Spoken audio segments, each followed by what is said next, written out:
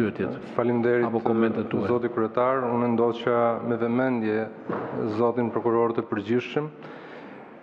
Përgjigjet e tij ishin stilema të cilat përdoren zakonisht rëndom në çdo raportim të tillë. Diskursi i tij ishte ndërtuar mbi një paradoks, sepse është e pamundur që pjesëtarët që përbëjnë trupën OSBE Odirit, polak, gjerman, hungarez, vinë dhe konstatojnë që kufiri ndars ndërmjet partisë dhe shtetit në Shqipëri është shuar dhe organet e drejtësisë të vendit tonë nuk e vënë re këtë vindarje që është shuar. Edhe s'bëjnë asgjë për ta penguar.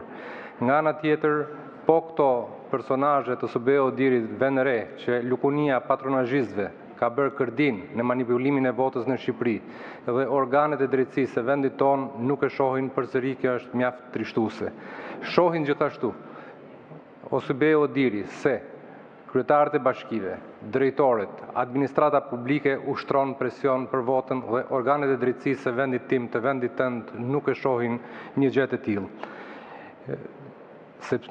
Duket vërtet e çuditshme sepse ata u mblodhën, mos gaboj, në fund të vitit 2024 apo në fillim të vitit 2025, prokurori i përgjithshëm, kreu i SPAK-ut, shefi i KQZ-s, drejtori i përgjithshëm i policisë dhe u krijua përshtypja që vërtet u krijua një task force që do bëjë gjëra të tmerrshme kundër manipulimit të votës. Ne që ishim në terren e kuptuam që e tmerrshme ndodhi dhe ata nuk patën mundësi të bëjnë asgjë dhe janë postum duke folur pas një zgjedhje, pas votimeve fasad të 11 majit, ku shumë mandate janë përcaktuar nga vota e krimit, e patronazhimit dhe e partisë shtet. Faleminderit.